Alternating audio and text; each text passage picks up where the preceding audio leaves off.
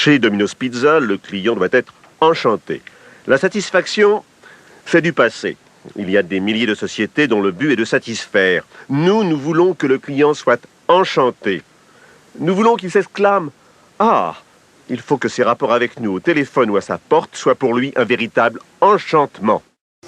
Mais on commence d'abord ce journal en musique, puisque... On n'allume pas via la pub qui vous fait baver.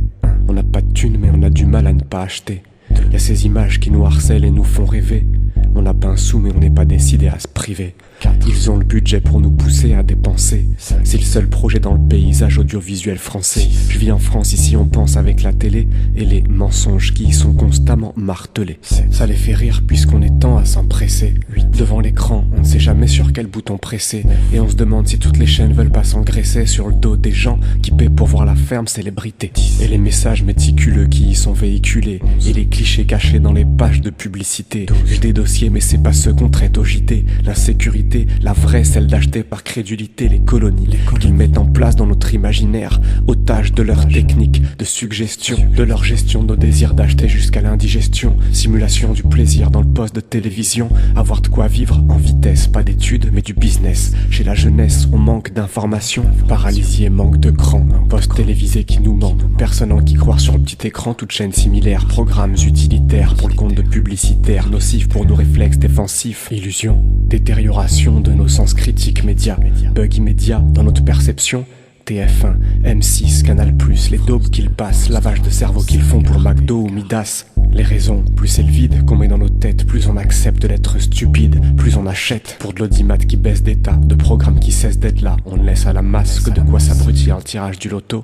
la Starac ou le big deal des pubs pour de belles autos, pour avoir le pouvoir le soir de la faire s'asseoir devant l'écran comme si c'était obligatoire, comme si c'était obligatoire.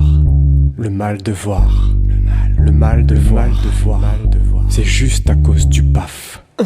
Donc moi ce qui m'intéresse en fait c'est de savoir à quoi sert la publicité.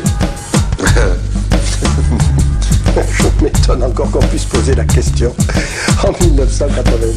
J'aimerais savoir à quoi sert la publicité. Remplir les pages de communication et business et les images culture pub. Je n'ai pas approuvé à quoi sert la publicité, enfin. C'est le sponsor de la démocratie. Sans publicité, il n'y aurait plus liberté d'idées. Aujourd'hui, s'il n'y avait pas la publicité, l'industrie alimentaire serait nulle. Supprime la publicité de l'ensemble du monde et tu vas arriver à un avertissement du monde. Et vous ne pensez pas que rendre les gens esclaves d'un certain mode de consommation, on leur fait croire qu'il faut acheter ça pour être... Non, je suis contre la surconsommation. Oui, vous participez en tant que publicitaire, vous ne refusez jamais une campagne en disant non, ça va faire surconsommer les gens. Ça n'arrive pas, ça. Oui, c'est vrai. C'est vrai. Enfin, écoute, non, mais si c'est ça, non, je préfère pas faire l'interview, vraiment. Parce que moi, je prends toujours l'exemple du couteau électrique qui a jamais été lancé par je sais plus qui, Moulinex ou autre. Et je me suis demandé à quoi ça sert un couteau électrique. Sous-entendu, ça sert à rien. J'ai peut-être tort, hein. Mais moi, je n'utilise pas les couteaux électriques. Je trouve qu'un couteau bien aiguisé, ça marche très bien. Ouais. Mais pourtant, il y a bien des publicitaires qui ont vendu le couteau électrique, sachant que ça servait pertinemment à rien. Bien sûr que le couteau électrique, ça révolutionne pas le monde. Et que c'est pas ça qui rend les gens plus intelligents. Ça te permet simplement de vivre plus facilement et de te libérer des tâches ménagères pour faire autre chose de plus dense. Oui, on peut être de mauvaise foi. On peut dire, si, il y a des produits, effectivement, on se disait, c'est une découverte, c'est une simplification de la vie de ménagère et... Sauf que je vais plus vite et je coupe mieux mes tranches avec un couteau électrique. Alors on peut toujours cracher sur le progrès.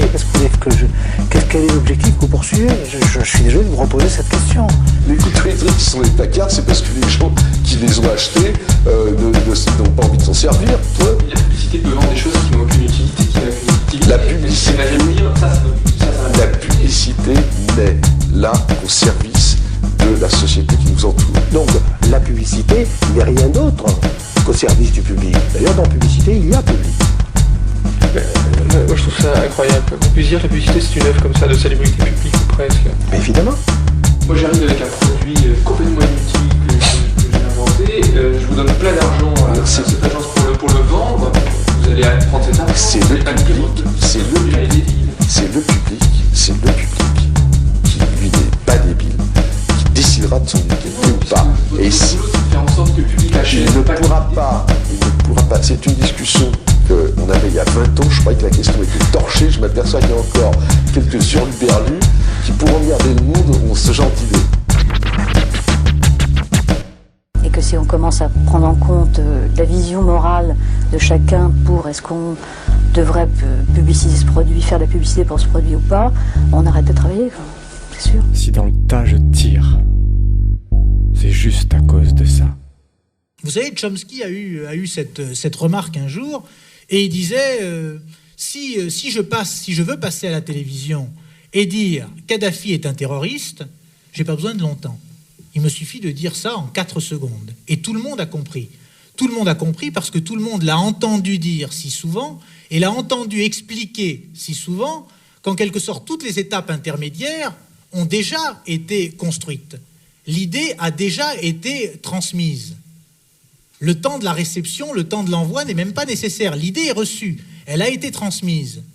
Mais si je voulais expliquer que, contrairement à ce qu'on disait, Kadhafi n'était pas le terroriste le plus épouvantable de l'histoire, mais peut-être qu'au nombre des terroristes les plus épouvantables de l'histoire, il y avait un certain nombre de directeurs de la CIA, si je voulais dire ça en 4 secondes, on me prendrait pour un fou.